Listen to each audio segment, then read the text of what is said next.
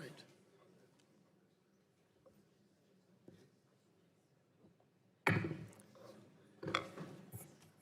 The hearing will come to order. Good morning and welcome to the Budget Committee's hearing on Poverty in America, Economic Realities of Struggling Families. I want to welcome our witnesses here with us today.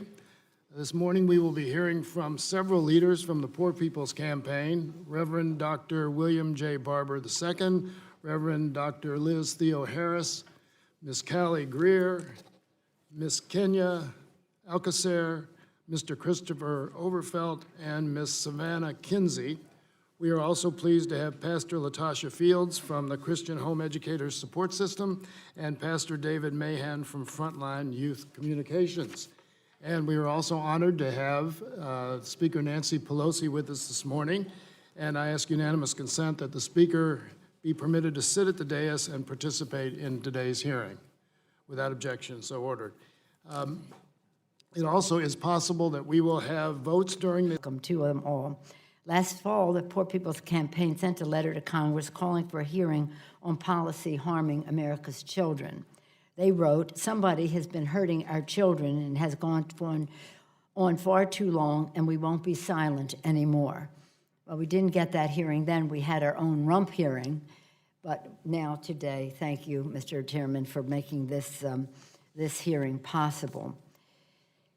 As the chairman said, my motivation to be in politics, my why for being in government and politics is the 1 in 5 children who lives in poverty in America. I have 5, my husband and I have 5 children. We see what it takes to raise a family, and even under great circumstances, there are challenges, and it just bothered me so that 1 in 5 children in America go to sleep hungry at night. How could this be in the greatest country that ever existed in the history of the world, that 1 in 5 children, at least, lives in poverty in America?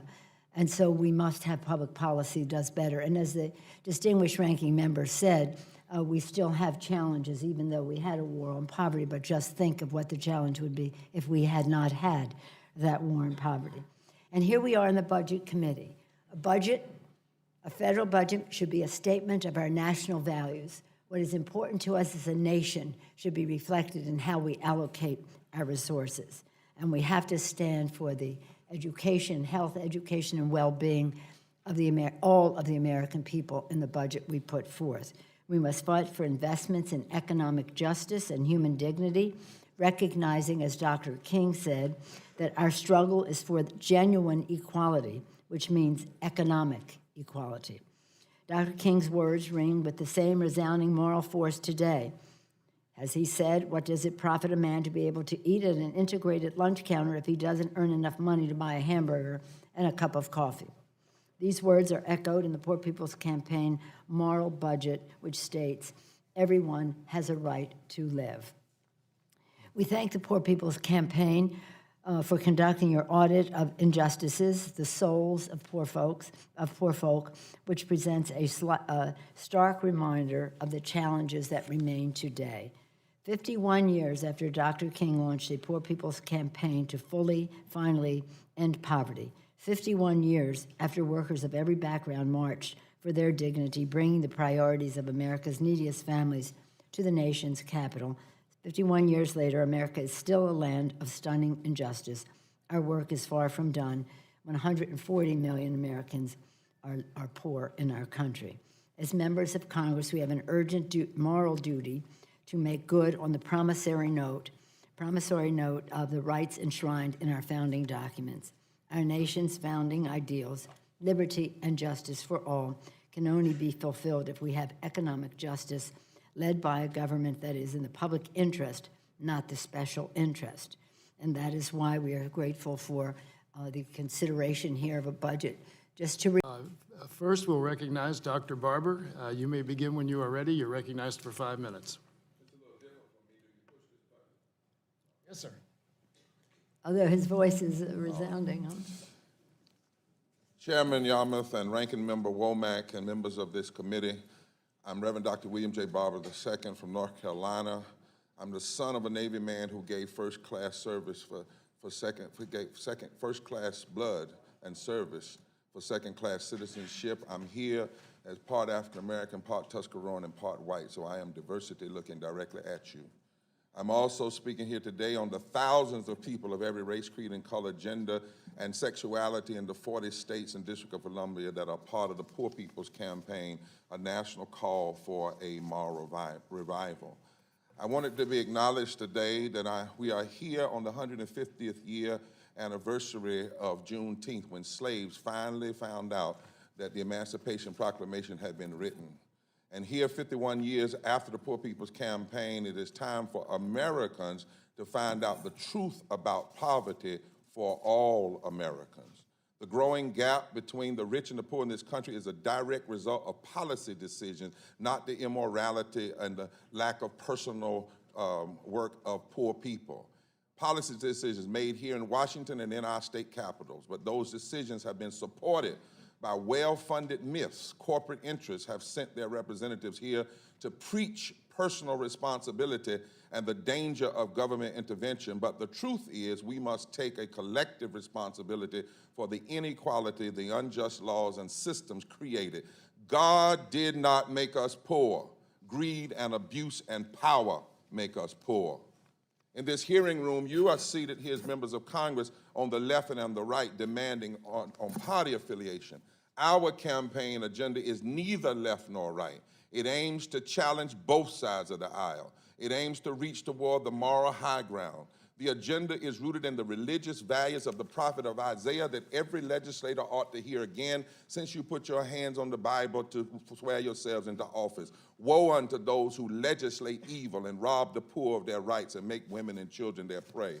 You should hear what Jesus said, not to churches and personal charity, but to nations. When I was hungry, did you feed me? When I was a stranger, an immigrant, did you receive me? When I was sick, did you care for me? Because every nation will be judged by God for how it treats the least of these. Thank you for your testimony. I now recognize Dr. Theo Harris for 5 minutes. Thank you, Chairman Yarmouth. Thank you, Chairman Yarmouth, Ranking Member Womack, and members of this committee for this opportunity to speak with you today. I come to you this morning, an ordained minister, a biblical scholar, and someone who has been organizing amongst the poor and homeless for over 25 years. First with the National Union of the Homeless, the National Welfare Rights Union, and today proudly with the Poor People's Campaign, a national call for moral revival. Over the past years, the Poor People's Campaign has been building committees of poor and dispossessed people, moral leaders, activists, advocates in more than 40 states across this country. We have met with tens of thousands, hundreds of thousands of people and chronicled their demands for a better society. We've spent time in my home state of Wisconsin, where the safety net has been shredded over the past decade. Families go without water and heat, even in the cold winter. We've been in Crossett, Arkansas, where a whole town has been poisoned by a paper plant. Grandparents have to meet their grandkids 80 miles from home just to make sure they're not exposed to those toxins. We've been in Pacoima, California, where 1 in 4 children in the Telfair Elementary School are homeless, are without a home. And Altoona, Pennsylvania, where children, young children, babies, are being taken away from their parents who love them, who care for them, who want to raise them, because they can't pay some of the highest water bills in the country. Together, we developed a moral agenda that calls for the elimination of systemic racism and poverty, ecological devastation, and militarism in the war economy. It calls for a challenge of this distorted moral narrative that blames the poor for our poverty, tries to pit us against each other, and feeds us the lie that there isn't enough. When we have beautiful, God-given abundance in this world. You on this budget committee know that talk is cheap. Ultimately, it is our deeds that matter. Budgets reflect our deepest values, our most important priorities. And we are here to say this morning that our nation's budget, as it now stands, reflects the values of the rich, of large corporations, of military contractors at the expense of poor, suffering children. Because Brenda should be here. She should not. I should not be here. So since she's not here, I'm here for her, and I'm here for the other 140 million people that are struggling and bearing out babies because they don't have health care insurance, something that we shouldn't even have to ask for. We shouldn't have to ask for this. Johnstown used to be a booming steel mill town, but once the mills closed, it went downhill. If you've ever heard of my town at all, it's probably because of our opioid problem. I have known a few people who have died, including my friend Nikki. She was poor like a lot of people in Johnstown. In fact, Johnstown has the highest poverty rate of any town in the state. 38% of all people and 63% of people under 18 are living below the official poverty line. Nikki turned to drugs, and that led to going in and out of jail. She never got the treatment she needed, and when she overdosed 2 years ago, she left behind a 4-year-old daughter. Nikki was just 26 years old. Some people say us young people are lazy, but that's not true. Johnstown just doesn't have enough jobs to pay, enough jobs that pay to live on. On the way, I went home from being a popular student leader, newly enrolled college student, to a poor college dropout and teen father overnight. The first year of our marriage, I made $11,000 in 2017 in debt.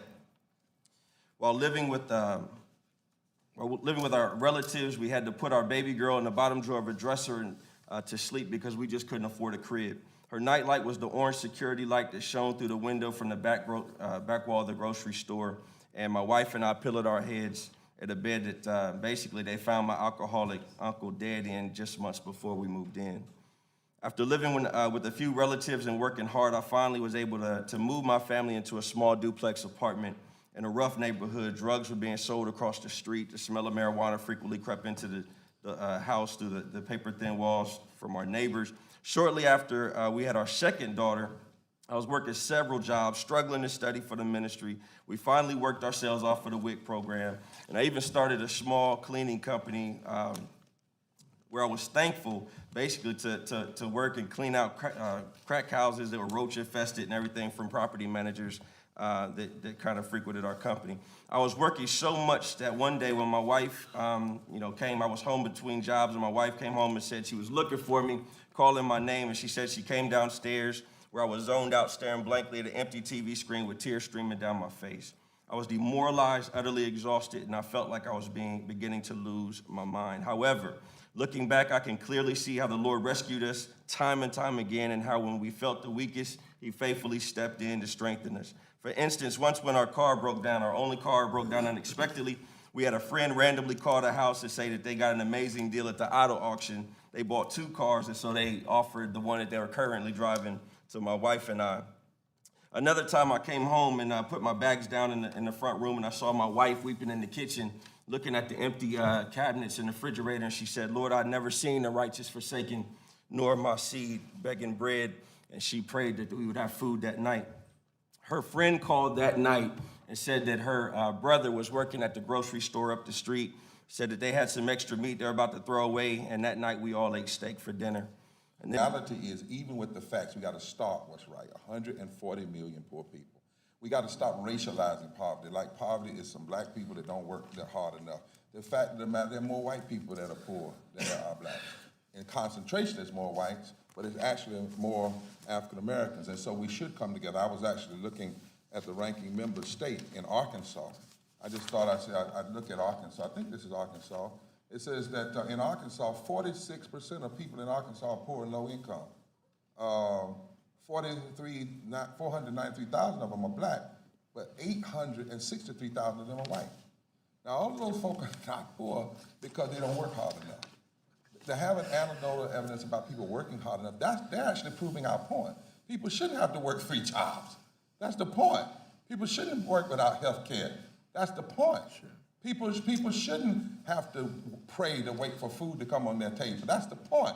If you're working, you should be making a living wage. You should have health care and the richest nation in the world. Every one of you that come into this chamber, one of the first things you get is free health care because we pay for it. We pay for it. You make sure that, for instance, you have the ability to all your pre-clearance. This lady didn't have that chance. No. She didn't have that chance. And so what we've put together for you is an agenda of what can happen if we invest in living wages and how many dollars that can put into the economy for everybody. What can happen if we cut the military budget by $350 billion, and it'll still be higher than Russia, Iran, North Korea, all of them combined.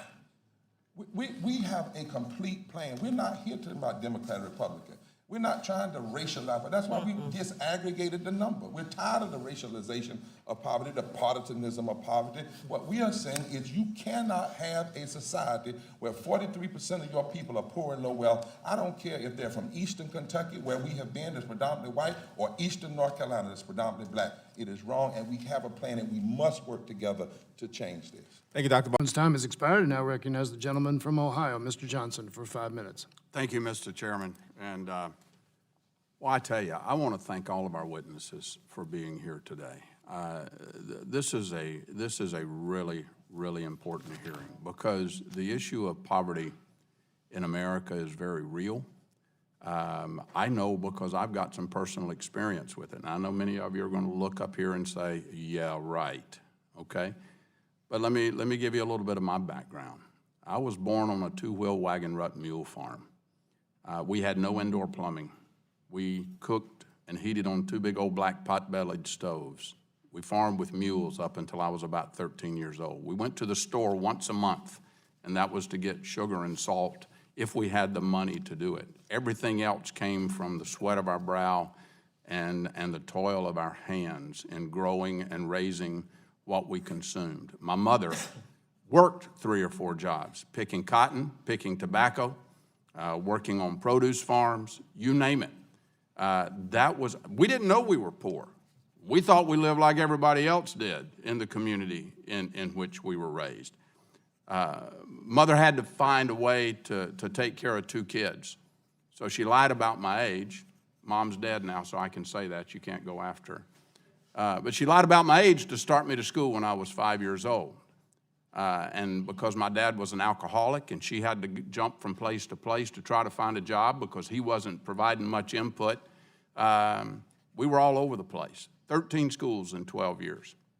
So education was a big, big problem for me. I didn't get a very good one in elementary school and middle school and high school.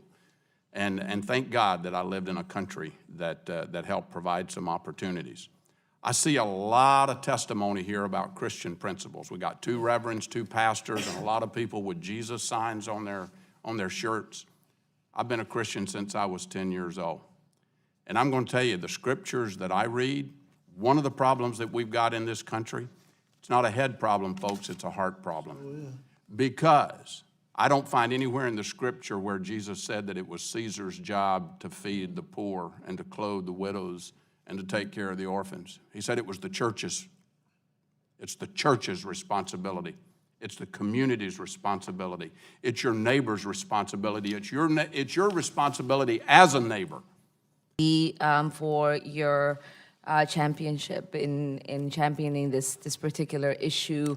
I'm a little frustrated because I heard a lot about love. And one thing that I know is it's not because of the lack of love that we're not able to feed our children. It's not because of the lack of love that we are able to house people. It's not the lack of love that we are unable to save people from dying because they don't have health care. It's not because of lack of love that you were able to finish college because you got help with childcare. Love has nothing to do with this. And if you want to bring love into this, you got to bring radical love. Because radical love means that we radically love every single person within our communities to make sure that we are providing for them the basic rights as humans. That's what love is. And that's the godly thing to do. So if we want to talk about faith, we also have to remember that we can't pray our problems away. Exactly. You can't pray for your children to be fed, so you're not crying because they're crying and they can't go to bed. You cannot pray for your medical bills to disappear. You cannot pray for the mold to stop poisoning your children in the classrooms.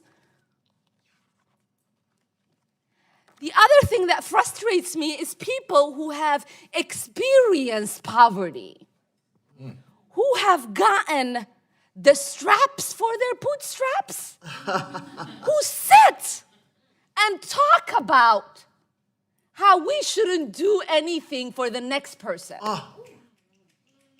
See, as someone who knows severe poverty, I lived in a refugee camp, on the floor, no water, nothing. And I hear somebody say, here in the United States, they're fine with their grandparents not having running water? And that's supposed to be okay? Or we hear someone say, it was a choice made up to me to have my children and not be like the other black people who get to have children out of wedlock. We don't get to have those kind of conversations. The conversations we get to have is how we are responsible for fully funding our schools so all of our children have the opportunities we have as we sit in this room. We get to talk about the kind of opportunities we have as government to make sure healthcare is provided to everybody so that we don't have people dying in the United States because they can't afford insulin. The conversation we get to have is making sure that there are no children going to sleep hungry or being shamed in classrooms and in lunchrooms because their families don't have enough money to pay for their lunch. The conversation we get to have about the kind of poverty we have in this country is the kind of poverty that says it is okay for us to take photo pictures with veterans and be okay with the fact that they're sleeping on the streets here in the United States. So I just want to start by saying I'm stunned that basically we've had unanimous acknowledgement that poverty is widespread across this country. We have pulled a group of testifiers who are deeply personally impacted by these problems. They are in the room, and people are not talking to them. People are not asking questions about how are we going to solve this problem of homelessness and an increased rate of evictions. And then people are being blamed for the problems that this society has caused. How is it that you can say the war on poverty failed when it is politicians who defunded that war? How can you say that Head Start is a personal charity when it has lifted 65 million children out of poverty since it was started? So it feels very important to me to say we need a real, serious conversation in this country, led by those that are most impacted. And I love this question of, does the Bible say anything about what nations, what Caesars are supposed to do? Because Matthew 25 says, I was hungry to the nations, not to a church, not to a charity, not to an individual. I was hungry, and what did your nation do? I was homeless, and did you cut public housing, or did you start building new public housing? I was homeless, and did you allow banks to be bailed out? But families who owe more on their houses than they're worth to become homeless. We have a moral crisis in this country. It is a crisis when 250,000 people can die every year because of poverty. And people in this committee can admit that in your towns there are people hurting. Well, what are you going to do about it? What are you going to do about it? No. And when we talk about housing subsidies, we heard the power of them. You got a loan. Yeah. You were able to get a house. That is government helping out. You were on food programs. That is the government helping out. We need more of these programs. We need to lift wages. How is it possible that in this country there's not one county where if you're working minimum wage, you can afford a 2-bedroom apartment? Reverend, So we got to connect this housing and this poverty and these wages and lift the load of poverty. thank you very much. Gentleman's time has expired. Now recognize the gentleman from South